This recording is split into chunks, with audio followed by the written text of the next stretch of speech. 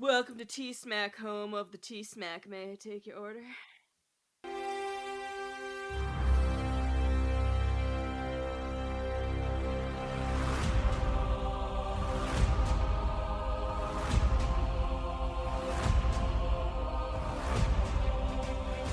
Hello there, welcome to an all-new episode of Talking Smack, where we talk superheroes, movies, animation, comics, and much, much more. I'm your host, Josh Scar, and I am having a big old brain fart because I was overthinking my intro because I realized that I really shouldn't open the episode with welcome to an all-new episode of Talking Smack, because the minute the episode comes out and we have a new one, it's no longer an all-new episode, and yet I'm starting it with an all-new episode of Talking Smack. They're all new too. It's all new if it's the first time you're listening to it. What's a rerun? This is brand new. We're not in syndication yet. You know what they say, second time's the charm. Mm-hmm. I don't know how I was having that conversation with myself in my head while also doing that intro. I mean, I flubbed it a little bit because I stopped on comics. It's like, what the hell does the C stand for? But I am your host, Josh Scar. As previously mentioned, I am joined by my co-host, Alex, and the star of the show, Matt. Gentlemen, how are we doing today? Good. Doing good. How about you guys? Well, Alex, you already said. I don't want to hear it. Josh, how are you? I'm doing all right. The invisible fence seems to be fixed. I am $175 out of pocket, but Comcast should be reimbursing me sometime in the next decade. So maybe I'll have that $175 back when inflation makes it a minuscule number anyway. Invisible, you say? Yes, we went over this bit last time you were on the show, Matt. Interesting. No. I was trying to do a segue. Oh, and I see what you did there. I'm the one that missed the point that time. No, what kind of thing did they use to install the invisible fence? They used some stretchy tape and they soldered with a flame. Oh, okay. That's good. It's good. Mm-hmm. We don't have time for this. We got to go. Let's do it. Let's We go. do. We're going to hear from Dan over at Casting Views, and when we come back, we're going to talk Fantastic Four. Fancy taking a humorous trip down a random topic each week? You do? Well, you're in luck. Casting Views, presented by me, Dan, and a host of guests, bring you just that. With topics from the world of entertainment, science, sport, and everyday life, there's bound to be a topic that's going to inform and amuse. Catch Casting Views every Sunday on all listening platforms now. Man, Dan's episode on the origin of lemon meringue pie was one of my favorite episodes. It was Operation Mincemeat was also a really good one, too. Mm-hmm. One of those is a real episode. You'll have to tune in to find out which one. Josh, I don't give a shit about your shitty fence. Let's go. And here I was going to commiserate and tell the story about how I got my car back from the shop after 2 weeks because it needed to be turned off and on again. Your car needed a power cycle? So this is about a 6-week journey. My wife's car has a feature in which the tailgate opens up if you get close to it. You know, lots of cars have that feature. It stopped working. Took it in about a month ago, swung by. They've played with it, couldn't figure out why it wasn't working, made an appointment. They had it all day, found a broken sensor. It took a week and a half for it to get ordered, show up. They said it's going to be a 30-minute fix. After 2.5 hours, they're like, it doesn't work. So we're going to put in a ticket. We'll let you know when we bring it in. 2 weeks ago, brought it in. It was supposed to be a 1-day fix, then 2-day, then 3-day. Then I got a call this morning. It's finally fixed after 2 weeks. What happened was they were so confused as to what was going on with the car that they had somebody fly out from like corporate head tech line to take a look at it. And literally what he did was he turned it off and on again because it's an electric car. So they unplugged everything from the main battery and then slowly plugged everything back in again. He said it was a capacitor flush cycle that needed to happen, which yes, it's turning it off and on again. All cars are computer now. Mm-hmm. Sounds like what happened when I worked at GameStop when people they would have power surges and their Nintendo Wiis would stop working because the power brick for the Wii has a built-in switch surge protector. Yep. And so like you literally just need to unplug it for 10 minutes. And so in that drive from home to the store, they'd be like, my Switch doesn't work, I swear. And then I'd be like, you want to bet? And they would go and plug it in and we would test it out. They're like, I swear it wasn't working. I'm like, I believe you. It just, all you need to do is unplug it for a few minutes and it's fine. You wasted a bunch of gas getting here. Do you want to buy something? Do you want to pre-order anything? Yeah, I was going to say, now you can upsell them on a bunch of pre-orders. Make your numbers for the day. I don't care about your shitty car. We got to go. We got to move. So we saw Fantastic Four, opened up to, we're recording this before the weekend numbers are in, but opened up with preview screenings, which is all the pre-Friday shows, to 24.4 million. That's a huge haul, and it's actually more than what Superman apparently brought in. Superman brought in 22.5. Good month for superhero movies at the very least. Initial impressions, Matt, how did you like the movie?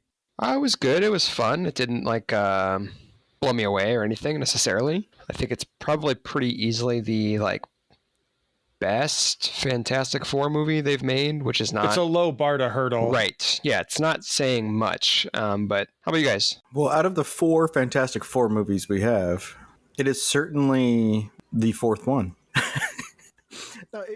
That is maybe the most factual thing we've said on this podcast. It's a movie. It's over 90 minutes. There are actors in it. Supposedly there was a script they filmed. It has special effects. It has music. It is certainly a movie. But honestly, my favorite part of the damn movie was during the credits, right before the end stinger. I'm humming along to this stupid song. I'm like, this sounds familiar. What is this? This little folksy ditty, yeah. Yeah, and I'm like, I swear I've heard this. And I'm listening to it, and it's something about devouring love or something like that. And so I bring up my phone, and I'm like, tell me what song this is. And it's a song called We Will Be Devoured that is written specifically for this song, for the movie. And I'm like, damn you, that is catchy, and that should have been in the damn movie. I didn't really hear it because I opened my phone and I had immediately literally 20 Discord messages about someone's fucking fence. I was very hopeful that it would get fixed soon so I can maybe try and see the movie in a reasonable time, and maybe we could try and record earlier than we normally do. We made it. I'm just teasing. I love you, idiots. I love you, idiots. But yeah, Devour Me or whatever, Devour Us, whatever the name of that song is. It kind of reminded me of the Frozen 2 song that the mom sings that they also did a little folksy version of. And it's really catchy. It's really a nice melody. I was like, this song sounds familiar. And then, yeah, we got to the point in the credits where you get to the music and I'm just like, oh, it's an original song. And yeah, the lyrics are absolutely absurd. It's amazing. I was half joking before where I was turning on my phone because I turned my phone off in the theater. Everything blows up at once, right? When the phone turns on. And I was like, Jesus Christ, everything's happening right now. And I was hearing the music. And then I was like, wait a second, is she talking about eating things? And I was listening. I was like, oh, that's kind of cute because Earth it didn't get eaten in the movie. Spoilers, but minor spoilers. Yeah.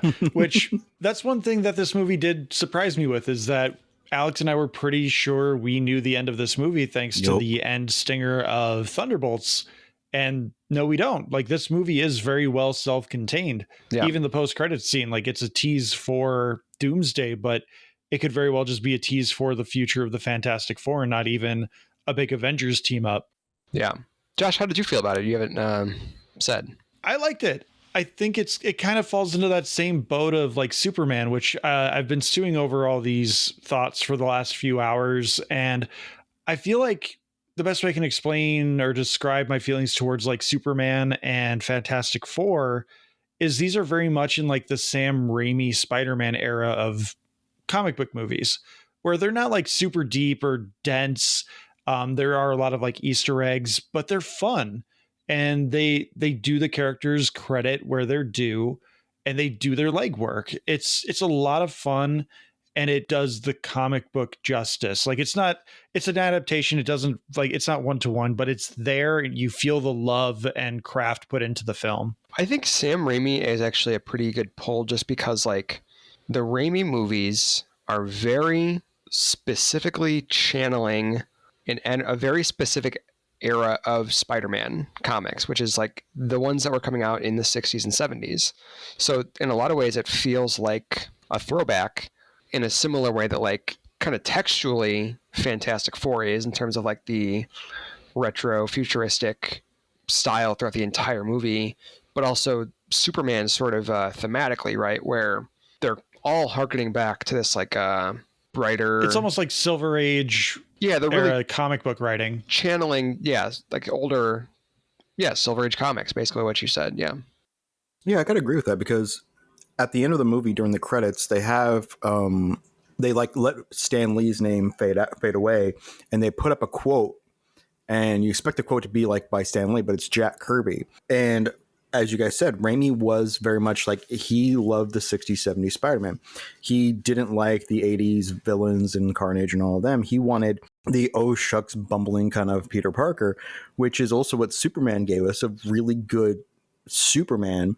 And he doesn't even curse. He just says like, what the heck, or no, what the hey to Crypto once, when Crypto's acting like a punk. And like the very first words we hear him after he gets that super sun blast when he's healed is like, golly. Yeah. And so, yeah, I think that's pretty interesting that we had two movies so quickly released that are trying to harken back to a methodology in which they are containing themselves within a singular story, and in Fantastic Four's case, a particular vibe. Yeah. The thing I loved the most about it was when they wanted to go that retrofuturism, they went hard on it. Yeah. Like the setting, the props, the beard grinders, and everything about it was definitively set up like that. Even some of the more fantastical, It's very Jetsons. Yeah. It feels really lived in and really like an optimistic. It would fit really well in with like Captain America: First Avenger. That kind of just like, it's a past, but there's a little bit of something digging in there that makes you think it kind of could be present, not too distant. It's kind of Batman the Animated Series as well. Like that was probably one of the things I was thinking about really early on when we see like Ben walking around Yancey Street and he's wearing like the fedora and the coat and the fashion and like the clothes that just the casual people are wearing. It is very 60s, 70s, but it feels modern as well. Yeah, it ticks a lot of boxes because this movie was originally planned to be a period piece when the Spider-Man Homecoming directors, the Spider-Man Home trilogy, I forget his name right now, John Watts, when he was slated to direct this film, it was originally supposed to be a period piece, but then he left the project because it was just taking too long to get right, and they shifted gears. They brought in Matt Shakman, and I think he did a really great job. Like it's brisk, it's breezy.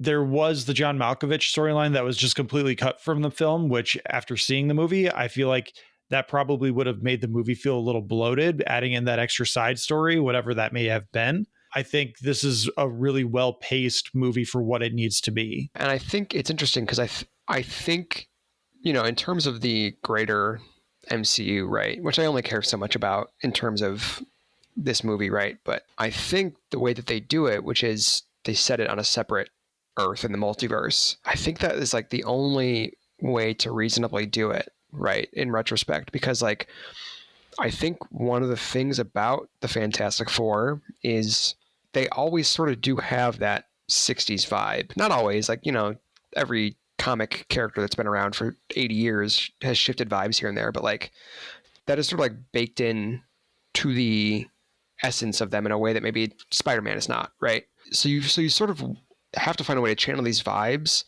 But the thing where, there was a secret superhero you didn't know about in Decade X is something that they've done several times already, right? With Captain America, Captain Marvel, in Ant-Man, they're like, Ant-Man was around in the 80s or whatever. So I think like just going, okay, it's just a different world where maybe it's 1970 or 65 and maybe it's 2025, but it's the 2025 that they imagine in 1965, so just sort of that vague, it's all very 60s, but it's not necessarily the 60s, I think is a really smart move. Yeah. So do you guys think this movie can really kind of be spoiled? I don't feel like there's some spoilery stuff, but overall, like if you've seen the trailers, you kind of get the idea of what the story is. Like there's some Easter eggs and other little things. I guess spoiler warning just in case. I mean, it's not really a very surprising arc, which is fine.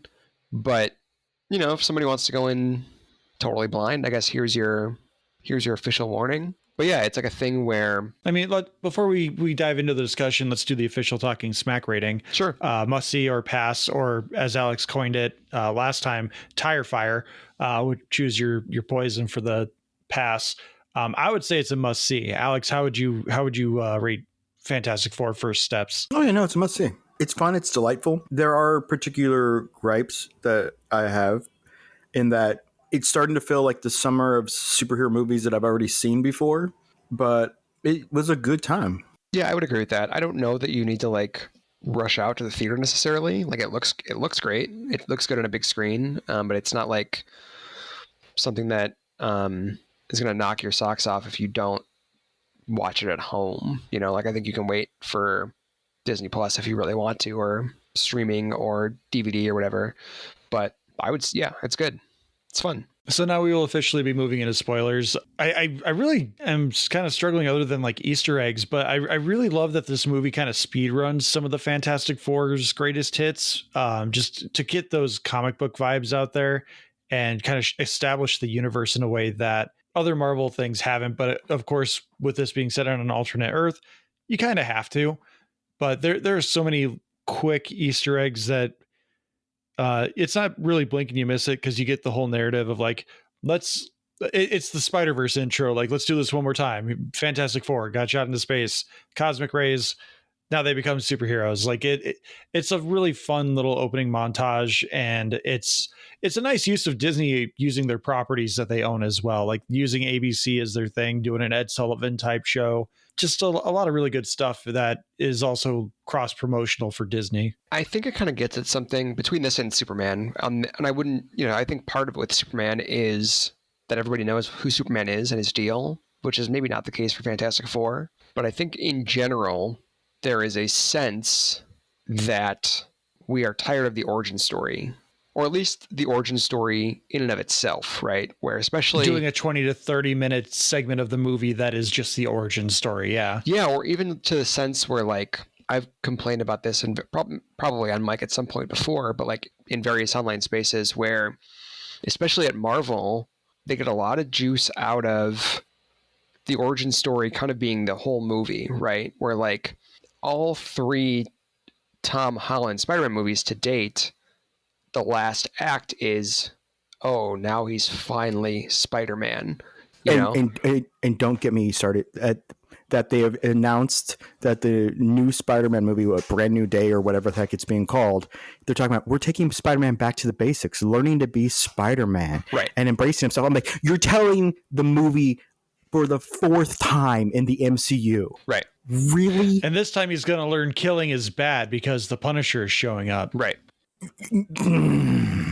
Which is one of the I think that my biggest gripe with many of the Disney Plus shows, many of which I still quite like, but like Ms. Marvel is the one that is my prime example, right? Where you have 6 episodes. It's a show where she should have been Ms. Marvel by the end of like episode 3 at the latest, but you don't give her the costume until the last episode because you need the action figures. You immediately change it in the movie she appears in, So like, I think this idea that we need this whole thing to, we got to meet Reed and Sue and Johnny and Ben before and see them. Partially because they did that movie already twice, but also partially because like people get it. Superheroes are like ingrained in they did the origin movie twice. They didn't do this. They didn't do it in the second Chris Evans one. You're skipping the 1994 You're movie. Right. Okay, you're right. You are right. You're correct.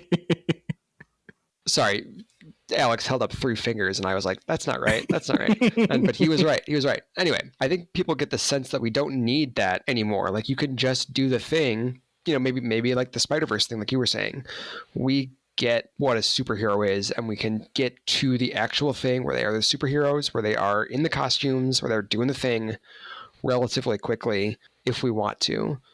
I think you're right about that because Marvel has gotten so many, this is the 36th movie, 35th, something like that. So much traction off of Iron Man 1 and even callbacks to Iron Man 1 with, we've seen it in a few different movies now where they requote, Obadiah going, he built it with a box of scraps in a cave, because Iron Man 1 is, the entire film is an origin story. It is the kickoff. And I think Marvel got stuck in this rut of everything needs an origin story 30 something movies in. And maybe they're a little shy about like trying to present a non-origin movie because Josh and I loved the Marvels. It was fun. Yeah. It was pure, frosting and fun. but they introduced two characters who had an origin story buried on Disney Plus, and maybe when they're going through their feedback, they're like, "Oh man, people don't know who these people are." Well, and And with Marvel especially, I think that makes sense, right? Because like I think for a lot of these characters, especially just the way the Marvel Cinematic Universe builds out, like in 2008, they don't have the X-Men, they don't have Spider-Man, they don't have their most popular characters, right? Now we all know who Iron Man is, but like I get in 2008 and into like 2012, 2015, when we're making this like first and second wave of movies, you're dealing with characters that maybe people just don't get in a wider sense, you know? And also like superhero movies are not the thing that's ubiquitous and maybe most of us are tired of, maybe not either. So like I think it's really easy to fall into that formula where it's like, oh yeah, well Ms. Marvel's popular with comic readers, but nobody knows who she is. So we have to do, if we're doing a show, we're doing the whole long origin story. Yeah. yeah, I mean, because like Iron Man, the reason why they had Iron Man is Iron Man was considered a cast-off character. He was considered C-list. No one wanted to buy him. Yeah, no one buy him. They already had made, they hadn't made, a different company had made Hulk. The Hulk movie didn't do that great. It was like an origin, it was like the most people remember Lou Ferrigno. It was like three seasons in the 80s and, failed. And so they had to build this cobbled together universe. But I think it could be a good sign. We did get the origin story of Fantastic Four. It is a promo from a press clip from a show, but it's done breezy, quick, catch us up. We know who it is. It's over and done with within 4 minutes. And that's all we needed. And I mean, and Superman, they basically did that in the title crawl with that too long of a joke of 3 centuries, 30 years. But that's good. I literally just saw an interview with him. I think it was with Cinema Blend where someone asked him like, what's with the 3s? And he was like, nothing. I just needed something. And Alan Moore has something similar where he likes to do like sequential numbers or like consistent numbers. And so it was just a nice little homage to him. I mean, you can trace this back to like X-Men and Spider-Man, right? Where like in the early 2000s, all these characters are getting properties, including the Fantastic Four in 05. And, you don't know that you both don't know the formula, or to the degree that there is a formula, it is Spider-Man and X-Men, which take a lot of pains to like really get to the premise, which is not bad. It's just, I think that it's taken a while, but like people get it. People get that you may not know the Fantastic Four's deal going in, but you don't need more than maybe 10 minutes. If you've, and you could still do, I'm sure you could still do a movie that is like doing the thing where it's like, okay, the first act is establishing the characters and then how they get their powers. You could do that, but I think it's a thing that we have seen a lot of. And so it's refreshing that this and Superman, as kind of a double header for the summer, are just like, no, you guys get it. Like, we're just going to do the thing. We'll catch you up as we move along with the story we're telling. Like like you said, it's refreshing because that little featurette that they have at the beginning with the preamble to the show that they're on, you get everyone's powers, you see everything. Some of the best visual effects Marvel has done in a long while with the movie. I know some people will complain about Ben holding the baby at some points. I mean, he's a CGI character holding a CGI baby. Like, yeah, it's going to look a little rough. Overall, like, I thought the visual effects held up really well. Like, probably the most consistently good visual effects Marvel has done in a movie. I think really the only thing I wanted more out of this movie was like maybe a little more interesting stuff for Mr. Fantastic with his stretchy stuff. There wasn't a lot of the stretchy, and I'm wondering if that's because it's still a power that's hard to translate to screen. There has been the current writer on Fantastic Four is a guy named Ryan North, who is great. He's written a bunch of stuff. He wrote Squirrel Girl. He writes dinosaur comics on the web, if you know that. One of the great things about that run is like, I assume it's in the scripting, but in the art, it's very descriptive and about how weird you can get with Mr. Fantastic's powers. Where like, I think the most recent issue is like he's stranded somewhere, he doesn't have technology, so he makes his body into a sailboat, which is like, and turning his eyes into binoculars and like his hands into shovels and shit. It's great and it's unsettling and it's weird, which is like, those are weird powers. And it was a thing where at one point in the movie, I was like, man, I wish we had some of that Ryan North shit right now. Like I don't expect them to, but like you said, I've been spoiled now for. And Pixar did that with Elastigirl in the Incredibles movies. Like And if I remember correctly, the 2005 Fantastic Four movie had to go under like severe rewrites because The Incredibles came out and they went, shit, we were going to do that. And I think a lot of it was give probably Mr. Fantastic a dump truck ass. And I would have been there for that. I mean, younger Fudd he ain't, what's the word, bussin'? I don't know. He needs to get his riz up. Okay, so one of the things that bothers me about the movie is if you hire Natasha Lyonne, she needs more than 3 lines in the fucking movie. I think, but you are getting at something that is interesting about the movie, I think in a bad way, where like there are, aside from the Fantastic Four themselves, there are no characters in this movie. Well, Silver yes, Surfer, but also... But like there's... Go ahead, sorry. Yeah, no, I'm not saying... I agree with you, but I would also contend that Ben does not have a character. He's just the Thing. Sure. Like, he should... His arc, which they do in every Fantastic Four movie, is he looks very odd, and somebody has to fall in love with him. But they don't even do that in this movie. Just a teacher's kind of nice to him, so he goes to a synagogue, and they nod at each other once. Like, that's the entirety of it. It's like 3 lines. That bothers me. That also bothers me because we got the exact same Silver Surfer story in this movie that we got in the Silver Surfer 20 years ago. There's a good reason for that, and I'll get to that. Go ahead. But yeah, the Silver Surfer, and I feel like we got less time with the Silver Surfer this time. Like the Fantastic Four and the Silver Surfer, a large part of it was dedicated to them capturing him, his story, his emotional arc with the Invisible Woman. There was really no arc other than Johnny wants to die. Maybe? Johnny sees a mostly presumed nude Silver Surfer lady and he falls in love. Yeah, but even then, that's not really fully explored because I wasn't sure if he was like somewhat suicidal because the way he was like pouting about not being in space, and then almost immediately he's like, "I will sacrifice myself to do anything." I'm like, it is I think he needs some therapy. A little light on that stuff, and yeah, I think it's like it's because that's the Galactus story, right? Like I think it's Fantastic Four 48, 49, and 50, or I mean, I think that's in the 60s. Galactus comes down, he's gonna stop them, and then they appeal to the Silver Surfers, for lack of a better word, humanity, and in this case she turns and helps. So I mean, I get it. You're totally right, but it's just because they're riffing on the same comics. It's the Silver Surfer trope, yeah. Yeah, it just kind of bothers me because like we were talking about with Superman, it's like, does Lex have any plans other than a land grab? And apparently the Silver Surfer has no plans other than, you were a nice person once, right? Okay.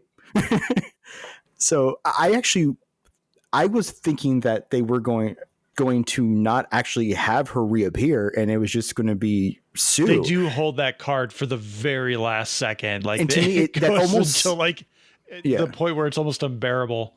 Yeah, and it kind of felt like they needed to like be like, well, we don't think she's going to be in Doomsday, so we got to get rid of her. Because if she just kind of took off... She could show up, yeah. Yeah, she could show back up, and then people are going to think, oh, what if Doomsday and the Silver Surfer are together? Those are basically my main complaints, is that, like, is that why I feel like it's a bit of a retread? Is that yes, they're remixing, but do something a little bit different. We already had... Doug Jones sacrificed himself, and now we have this other Silver Surfer, Julia Gardner, sacrificed herself. But I will give major props. I did not expect to see so much Ghostbusters 2 in this movie, and I am here for it. Break that down for us. A giant creature walks through New York City and steps on cars. Okay, all right. And mind you, there's a very acknowledging moment where he looks over the Statue of Liberty, and I'm like, "Come on, start walking, start walking." If it wasn't in the '60s, they could have played that song. That would have been great. Need your love. Yeah, it was. Takes me higher. It was higher. Higher. I enjoyed it, and I had a fun time at the movies.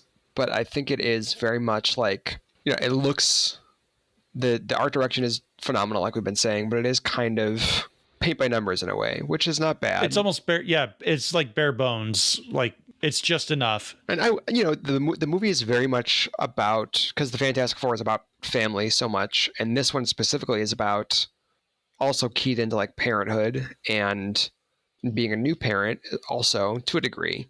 So like those are strings that work on me as someone who has kids. There are moments, has a kid. There are moments when I found myself, having a feeling, having an emotion, but it was like not, I guess I wasn't surprised at the movie at all. It's sort of, right? Because I was not expecting the plot to sort of hinge on Franklin, right? So that was the thing where I was like, when the thing that I was expecting, and this is, what did I know? I just saw some trailers, right? But the trailers gave me the vibe. The thing you were expecting was Michael Chiklis? Yeah, of course. That's what I was wondering. Of course, I'm always expecting Michael Chiklis. But there's a story from a few years ago called Fantastic Four Life Story, where the idea is it's a companion, sort of a companion to a story called Spider-Man Life Story, which is better, by the way. But the idea is that the publishing histories of, in one story Spider-Man and another Fantastic Four, unfold in real time. So like the comics that came out in the 1980s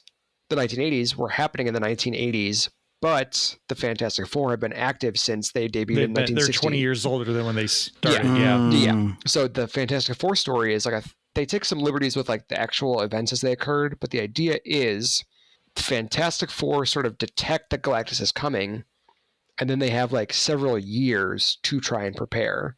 And then that's the story, right? So, watching the trailers where you see that we find out that Sue is pregnant at the start. We see things when she's got the baby bump. We see things where she has the baby. I was like, oh, this is taking place over a long period of time. Maybe that's the story. They can't crack the nut of stopping Galactus before he gets here.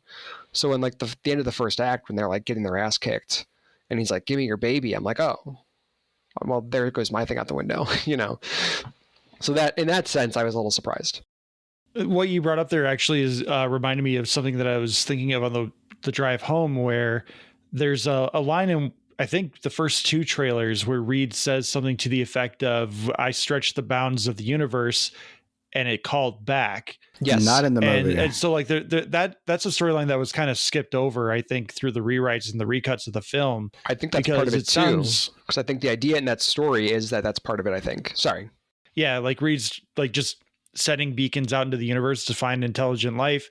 And then all of a sudden it's the trope of like, oh, we invited trouble because we were trying to do something altruistic, and now something bad's happening because of our actions. The drumming in the deep, we've dug too deep kind of thing. That is something that I think the movie does feel weirdly. It's a brisk movie and it covers its bases, but you can tell that there are just some seams where they glued some stuff together a little bit. Like mostly it's just, I am not sure like how quickly some of this stuff is happening.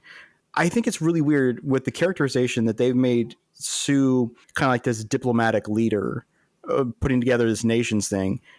And they say now that they're back from their month-long journey, they don't have a prepared statement to give to Earth. That is really They're busy weird. parenting a newborn for a month in a ship. You don't have any idea how often those things poop and need care and attention. They're just some weirdness. It's occurring to me now that if this was what they anticipated, they should have put a stitch of dialogue. But they talk about the time dilation in terms of like Silver Surfer, right? Yeah, like it's going to take her months to get out of it. Stuck. Yeah. So it occurs to me that like maybe the idea is for them, it hasn't been a month. Where they swapped out that newborn.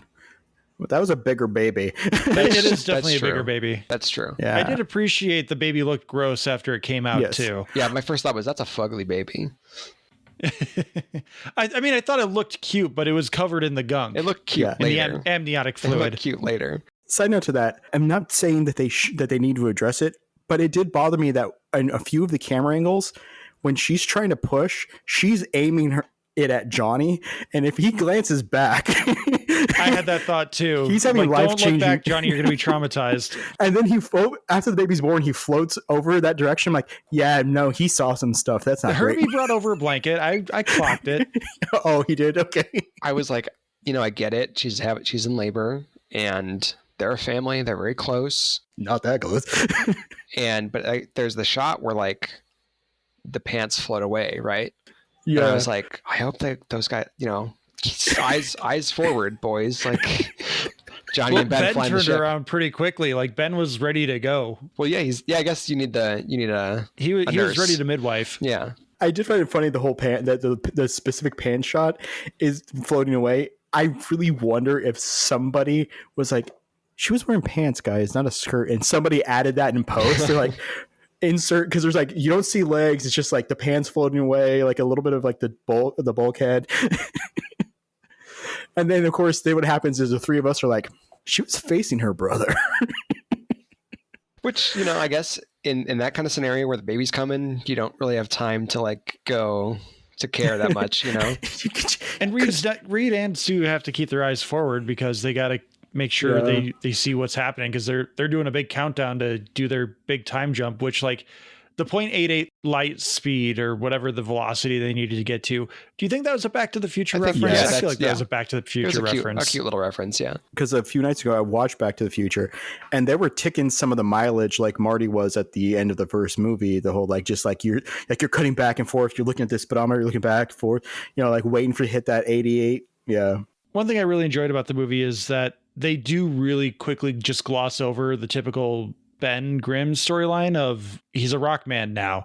And they talk about it when he and Reed are talking and they're having a moment while Reed's having his woe is me moment. And Pedro Pascal's Reed Richards, who's wonderful as Reed Richards as well. He looks him up and down. He says, I could have foreseen this happening. And Ben just goes, stop it. You couldn't have seen it. You're not that smart. Right. And then they have like this nice little moment. I really appreciated that they just took a moment to have that cliched moment for Ben where it's like, yeah, I'm a rock man. I'm okay with it. We've been dealing with this for 5 years at this point. Yeah, which is, I think, that one of the benefits you get by doing it this way, right? Where like one of the reasons I think to do the origin story that we were talking about earlier with the Fantastic Four is because you have the built-in pathos of like, here's this guy that has become a rock monster and he's not happy about it, and he's not necessarily happy with the person he holds responsible, right? So like the internal friction that is at the start of that story, but it's a thing that's like a very much a first Ben Grimm story, and then you kind of, maybe that's why he doesn't have much of an arc, because maybe they couldn't think of anything else to do with him. I don't know. It really seems like that was another thing they had written into the film, but they took it out because they probably felt like it was retreading too much with other things that they were already kind of retreading. Because there are moments where he's just kind of like sullenly walking around Yancey Street and all this other stuff, and he just always looks a little sad. Yeah. And there's that one shot in particular where he's watching the TV and they show him, stock footage of him pre-flight, and then the camera shuts off and you get the reflection of him as Ben Grimm or as the Thing. And it's a really nice image, and it really conveys what he has lost. But the weight of it is kind of lost in translation because you don't have that full arc and that full narrative that they usually throw into one of these movies. Yeah. And to your point, I think that, as even though some of that stuff is a little slight and, it's kind of a plot heavy movie that kind of paints within the lines, I do think that it does have a strong handle on like who the Fantastic Four are. Yes. And like at least finds time for all of the various interactions within that sort of square to have at least a moment between each other and as characters. Like, you were talking about Johnny before, and I think one of the things that this movie kind of gets is that he is like kind of, maybe errs on the side of being a little immature. Maybe he's like the kid brother, so maybe he doesn't like quite get taken as seriously, but he is smart and insightful in his own ways, right? Which is like what the whole point of that Silver Surfer scene is about, right? Where he cracks this part of the problem in a way that maybe Reed is not built to, right? Where he is looking at the science, but Johnny sees the emotion, things like that. That was something I appreciated about the movie a lot. If I may, I have one last little nitpick on this fun movie. Hit me. It continues Josh's favorite trope of the summer of over explaining that they get everybody to safety so nobody dies as they destroy an entire city. I appreciate that they take the time to do it, even if it is like a 5-minute scene. I appreciate it because it's going to shut a bunch of people up. So you can't tell me that some of those people, But it is going to awaken other people. Yeah, you can't tell me that Subterranea, some people didn't die down there. That's a lot of roof cracking. Subterranea is only like 20 feet below the surface. Yeah, it's weird. I also wondered because like I got the sense, okay, so they have a sense of where Galactus is going to be, what directions he's going to come from, right? They're like aware that people live in these surrounding areas, so they're evacuating the outlying areas, and then the moment where they do the switcheroo, the baby is in the thing, and they swap it out for the empty one, take it to the Baxter building, and then Galactus realizes, oh, he's over there. I was like, oh shit, did they evacuate that far out? Like, are there a bunch of people that like is a big flaw in their plan because they seem to know that Galactus is going to be like Franklin is there. Let's go get him. And then they do a switcheroo where they just replace him with an empty baby carrier. I guess they were hoping that Johnny would be able to singe his eyes and he would just keep going forward. Yeah. But it's a really weird flaw in the logic. I guess they don't know about that fancy vision he's got. That was a weird part of the plan. If you're going to evacuate people out of buildings, shouldn't you put them in a part of the world that is not 10 feet underneath where he's walking? I thought Subterranean, because especially since they showed them like leaving the island, was not under the island. Yeah, I guess, yeah, it's unclear exactly where it is. And like, yeah. At least in terms of comics, it's usually much further below. But but with the cracking, it does imply like, oh, he's right up there. They're like right under the street, you know. Or it's implying that he's just that heavy and that powerful. Like that's true. You can infer it either way, that they're feeling it so far down, or they are only just so many feet below. Which like they were able to submerge an entire building down there. The whatever building and the Pan Am building. That's right. Yeah, great they were reference. able to. Yeah, so like they were able to take down like an 100 story building. So like it's fairly deep, but maybe it's just not as deep as you would assume in the movie. And you know that's something that I was reminded of just because my very specific experience. Last year, my wife and I went to Sweden, and our flight from New York to Sweden, we missed it because of delays. So we had to spend a day in New York, and the hotel right by the airport was the Pan Am Hotel, which is like, it is designed like a 60s air travel, like jet setting. So there's tons of things in that movie. I was like, oh, I spent a day in a hotel that looks just like that. I don't think they filmed in the movie, but you know, so when they went to the Pan Am thing, I was like, oh, I was Leo pointing, you know, I understood that reference. This is a question for both of you. So we're watching the 42. Movie. No, unfortunately, that's not right. My friend and I were watching the movie, and I have already told you, Josh, about my conspiracy theory about Joseph Quinn when we reviewed A Quiet Place Day 1. About an hour into the movie, she's mumbling to herself, and I finally catch on that she's questioning who the hell Joseph Quinn is. And I look at her and I say, he's not Robert Downey Jr. And she went, thank you. Is he looking more and more like a young Robert Downey Jr. with each movie? I'm face blind, so sorry, there's a fly flying around. I'm face blind, so I don't see it. I didn't see it, but I see that there's some resemblance, you know. I was more distracted by the hair. The hair is bad. The hair is terrible. Like either slick back the hair or get rid of the bangs. I don't know. Do something with it that's not what they did. They didn't know how to do hair in the 60s. Oh, and that hair looks great.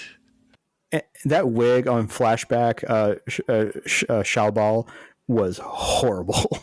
I think that was just Julia Garner's actual hair. I think they just gave her a big slick back. So I mean, she's a blonde woman. Yeah, I mean, I know her for like her really curly blonde hair from a bunch of her other roles, but you think that's just what her hair looks like slicked back? Because it looked like a really weird wig. Maybe they just had really bad hairstylists for everyone that wasn't Pedro and Vanessa. I mean, who knows? But I was like, oh, that they just gave her they either gave her a bad haircut, and then, or they designed the character in CGI and was like, well, your hair's got to look like that. And sorry. Oh, okay. Yeah, we have to make sure your hair looks like this because that's how the CGI is. This is neither here nor there, but it's a thought I had during the the Mole Man negotiation scene. If this movie was made like 10 years ago, Mole Man would have been James Corden. Yes, it would have been. And now it's I can't remember the guy's name, but he is a great comedic actor who shows up a bunch in I Think You Should Leave, and he's great in it. Anyway, that's neither here nor there. So back on track. We really need to talk about Pedro and Vanessa because they carry this movie, and I think they do no pun intended, fantastic job. Yeah. They're phenomenal. Vanessa Kirby especially, like, she really embodies Sue, and she portrays her powers in a way, or at least she does the physical acting of the powers in a way that could look very silly, but it works with the way the VFX are blended into the shot. It works wonderfully. And then Pedro Pascal as Reed Richards, like, I don't know that I buy him as the super genius like I did with Young Gruffudd, but I do believe in his anxiety that he's presenting with Reed in this portrayal. See, that's exactly what I completely agree with. I think Pedro did the anxiety of a person who's trying to solve the world's problems. I didn't buy the whole, like, I am the most intelligent man in the world thing. Like, there's just too much pathos for, like, I didn't buy that he was resolving things. I think that's something you have to sort of like, you have to whistle past that and roll with it just because of the way the movie is set up. And I'm not saying you're wrong. Yeah. The way the movie is set up is like they have solved all the problems, right? Like everything's great. And then this big, huge problem shows up that he can't solve. So it's like the only thing you see him doing is not solving this big problem, right? So it's like I agree with you, but I also think the movie slightly undercuts that a little bit because, like, the few times they show him working on a problem, he fails. It's like the egg thing; he keeps popping the breakers and all that, and then the too long gag at the end with the car seat. Like, obviously he invented that, and it's not work. So that's part of it's where he comes across of more. That's another scene where they could have done something interesting with his stretchy powers. There's no reason for him to not just, like, make his hand a little thinner and longer and just thread the thing through. But instead they do sort of where he reaches around, but it's still like, why didn't you do that to begin with? Like, yeah. They just had to do the 3 men and a baby gag, and Sue's just sitting there laughing like, oh, my 3 dads. He comes across a little bit more Rick Moranis and Honey, I Shrunk the Kids kind of genius, a flubber genius versus like a practical genius. But I mean, that's just a minor thing. Yeah, it doesn't break the movie or the characterization. I think his Reed Richards is fantastic. Again, no pun intended. It's just one of my favorite words. To resolve that, I bought Jim from The Office as Mr. Fantastic, more pursuing that intelligent genius than I did necessarily Pedro. Not against Pedro. I think he and Vanessa have You're fantastic. You're referring to in Multiverse of Madness. Yes. Okay. Yeah, that's where Jim from The Office. Yes. Whatever his name is, he's Jim. I think he and Vanessa have amazing John Krasinski, chemistry. for the record. Yeah. Jack Ryan. Yeah, the when they're together and like they're like her frustration and his anxiety and the way that they move together, it's very palpable. I buy them way more together than the other people, like, you know, Jessica Alba and that guy. So I think that was good. If continuing forward, I need to see more of him as the most brilliant man in the room, because if they were bringing him forward as his character, he's supposed to be the most brilliant person in the room, he has to become across as more brilliant than Tony and more brilliant than Sherry and the others that are already embedded in the MCU. Sure. And they've already confirmed as well that Reed coming in is pretty much just walking into the building and going like, hey, you're Avengers? Cool. I'm leading this party because Doom is my guy. They're together? I think one of the things they do with Reed that's really great, and it's kind of related to that, but not, is like one of the things with Reed that happens in comics a lot, and various writers take this in different directions and emphasize it in different ways, where like Reed is so analytical and so about solving these problems that sometimes he like fails to see the human element, and that can cause, like, depending on how a writer wants to take it, that can lead to, oops, I've been stuck in my lab for 10 days and I haven't seen my family or whatever, or causing friction with his family. And I think the way that what they land on here, where he's like the guy who has to, in his big speech with Sue, where he's like, I'm the guy who has to think about the worst things in the world to prevent them. And also immediately before that, where it's a Batman contingency plan kind of thing. Kinda, yeah. And immediately before that, where he's like, I don't agree with this plan to like sacrifice my new baby to Galactus. But if you look at it in a very analytical way, it makes sense why people feel this way. And that obviously upsets his wife, who's like, this is my baby. This is our baby. So like, that's a thing where I think they really hit that note pretty perfectly, where he's like, it's much softer than some comics do it, because you still want it to be like likable, but in a way that it's like, oh, you're kind of still channeling like the thing about this guy in a way that works. Yeah, no, I really, really like that, and I enjoyed that part of it, because he does the tortured genius well, and God bless the writers for not giving us a quippy fucking family. The only time I actually was like annoyed by the quote unquote Marvel quippy writing bullshit was briefly Johnny like is firing at the Silver Surfer and says like, can you guys like tell me how to shoot the hot chick or something like that? I'm like, okay, shut the fuck up. You would not be saying that right now. But they actually give you a family dynamic. And there are some quips of like the whole, Sue apparently likes to scare them by popping up in places, and even comments like, how did you translate another language? You can barely speak English. Like those sounded like more like family dynamics of people giving each other shit versus 12 writers sitting in a room writing one-liners that then the actors figure out like scenes from a hat, pulling lines out of their pocket. And I really appreciate that. Like there is humor, there is pathos, there is movie, but it feels natural and feels so very un-Marvel. Like, wow, that's actually 2 movies in a row, Thunderbolts and this one, that actually feel like they're not Marvel movies. That's weird. Even the thing, I think a lot of people saw the trailers that at least one of them hit home the like, oh, Ben doesn't say it's clobbering time thing. And I think I talked to some people who were like, I don't know, like I don't want to see that be a big beat throughout the movie, and I don't want a comic book movie that's embarrassed to be a comic book movie. But I think the way that they do it, which is like, it's not really a thing that carries throughout the movie. It's like a thing that happens a couple times, and then at the end he says it, and it's not a huge moment. It's just like he says it in the middle of an action scene. But it's also just like, oh, it's presented as like, yeah, he doesn't say the thing. It's not like, that's so stupid that you would say that. Why would I ever say that? That's a cartoon. It's just like, yeah, the cartoon does that. It's not me, whatever. And I get some people razz me for it, but it's not like a thing that we're like poking you at throughout the entire movie. Yeah, and that's another really great Easter egg within the movie is in the comics, Marvel exists in the Marvel comic universe. And in this universe, the Fantastic Four are like, what are those cheesy, almost stop motion animation cartoon shows. And they do a whole thing like Voltron Legendary Defender did the same thing where they snuck in the Easter egg of the 80s anime. And there's like a whole bunch of different stuff where they're just like, that's not how it happened. That's not what we did.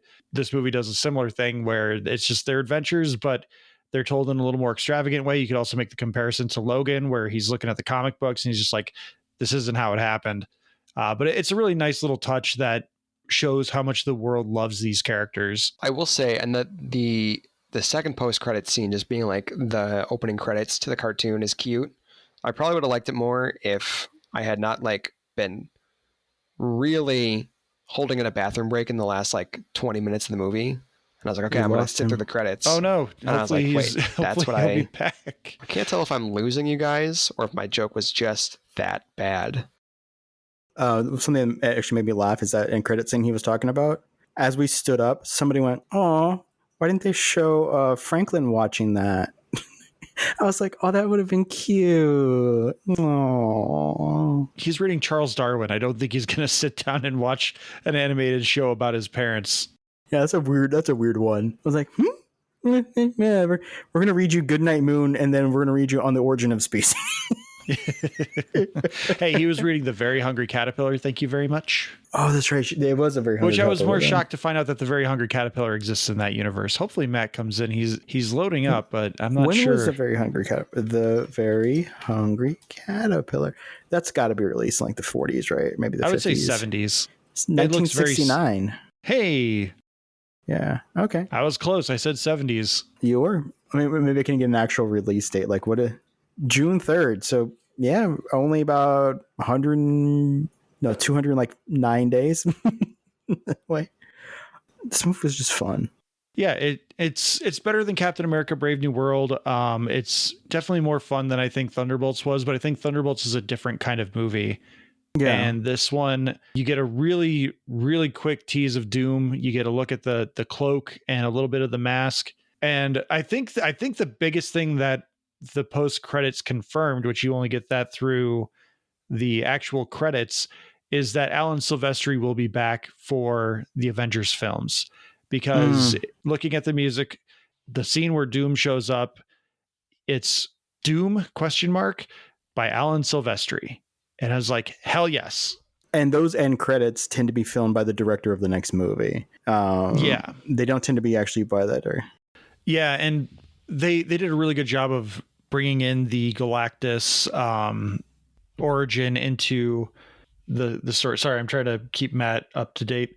So like Galactus, the reason they can't kill Galactus is not only because like he can be killed, but he is as old as the universe, and like the whatever made him made the Big Bang, and he's just like tied to the universe in a sense, or quite literally. So if you kill Galactus, you are killing your universe. So you can't just get rid of him. You can only delay him. Yeah, which I like that. I like it because like they got rid of Peter Quill's dad, which was like they literally killed a god to keep this going. And so I like that there is just energies and issues out there that must be resolved but not destroyed. So yeah, they jettison him. There's whatever the one Doctor Strange trapped in the loop to Dormammu. like, hey, yeah, Dormammu kept him around. I like that. I like that there is just things that exist that it's like they will return and we'll have to figure out something even more fantastic to get rid of because we can't kill them. We can only delay. I dig that. We're just talking about how Galactus is an essential part of the universe in the comics and in this film because they obviously can't just kill him. Not that they ever really seem to try to, but the Silver Surfer lets them know, like, you can't kill him. He's tied to the universe. He's as old as the universe. So you can't. Yeah, sorry about that. My internet decided to take a shit in the middle there. I was in the middle of telling a really stupid joke, and then you guys were stone-faced at me, and I was like, oh boy, tough room. Any final thoughts, Matt, as we start wrapping this up? No, I mean, I think we covered it all. It was, I enjoyed it. I don't know. Like I said, it probably didn't necessarily blow me away. But I think it looks great.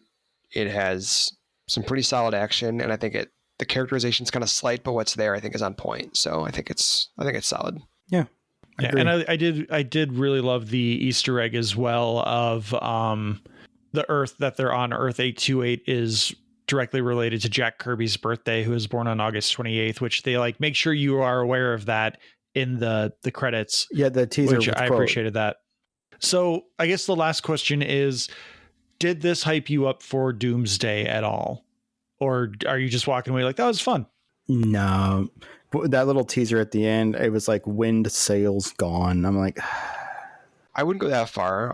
Because I was expecting, as soon as they like note a few times over the course of the movie that Latveria is around and that their leader is not part of this perfect UN Future Foundation. Yeah, I like the Future Foundation too. At some point, I was expecting one of those post-credit scenes to be like a full Robert Downey Jr. in Doctor Doom regalia reveal, whether that's just a scene with him or he shows up to the Fantastic Four like he does in the actual scene.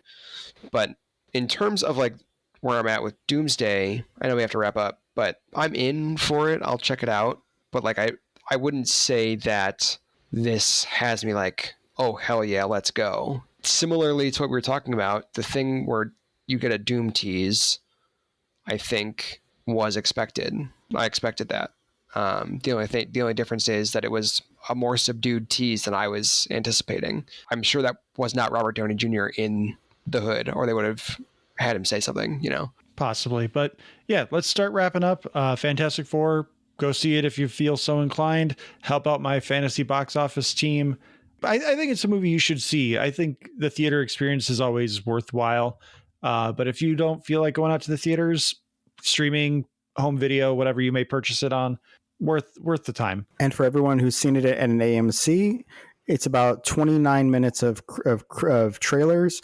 You only need to show up at the 25-minute mark so that you can see the final Nicole Kidman one and the Avatar Fire and Ash exclusive theater trailer that's out this weekend. Oh, I did see it in IMAX, and they actually updated the IMAX 2 format with the Fantastic Four theme. Nice. That was a nice little touch. You know me, I love that Nicole Kidman thing. But I was sitting there thinking, I'm in an AMC theater. Who are they advertising to? And they play those ads back to back too. You have the one of like the couple dancing while they're imagining themselves in the commercials in the movies. That's a Coke promo, technically. It's an AMC commercial. I was like, who are they advertising to? I'm here. You got me. Yeah. Well, not only that, but I don't have other choices. Yeah, but the very beginning of it, it does the whole AMC Premiere Insiders exclusive, and then they call us investors because we have a free subscription to them, and that's like 2.5 minutes on its own. It's like, we're in an AMC. Thank you. Please get new seating cushions for our theater that is 30 years old. So bad. Every theater where I'm at is a nice recliner, so I don't want the recliner seats because that brings the prices up. I'm fine with them doing the seats that they've had. I just want new cushions in there. Like I literally sat down in mine and like it hurt. I shouldn't sit down in a movie theater seat and have it hurt. Listen, next time they upgrade the Packer Stadium, just update our AMC with those seats. I don't think they use benches in Lambeau. That's fine too. I'd take a long line of benches versus what we got now. Matt, let everyone know about the Discord, please. Yeah, if you enjoyed this conversation and thought, I would love that, but in text form, come join our Discord where it's basically this, but in a chat room format. And you can join in and hang out with us. I'm basically always there in one form or another. So if you say something, odds are I'll see it. And I may say something in response. Wow. I'm realizing I really hope that Matt's audio is recording after having dropped out, because otherwise this last like 8 minutes is going to be completely unusable. It says it's it says it's recording and says it's been recording for an hour and 12 minutes. Alex and Rebecca both thought it was recording, so we'll find out. Yeah, but it says. The link for our Discord is in the episode description. Please follow us on all the social media platforms: Blue Sky, Instagram, Threads, Facebook, YouTube, TikTok. We are at Talking Smack Pod. Email us your thoughts, questions, reviews at tsmackpod@gmail.com. Thank you to Leo Allen for our musical themes, Beppo for our original avatars, Frederick Whale Studios for our Ricky avatar. Please like, subscribe, rate, review on your podcatcher of choice. If you are watching on YouTube, hit that like button. Alex, thank you for taking the time to be here. Matt, thank you for taking the time to be here. Most importantly, listeners, thank you so much for listening. If you're following up from our K-pop Demon Hunters episode, thank you.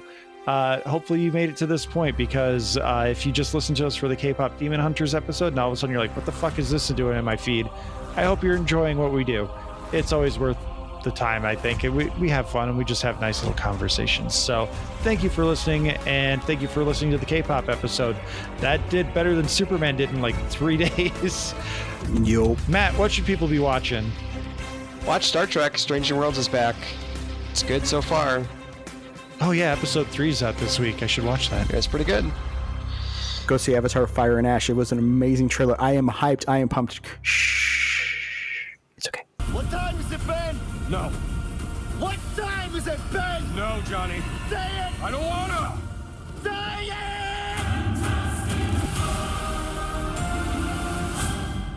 You will never catch me in these streets giving a single shit about Avatar anything. That's fine.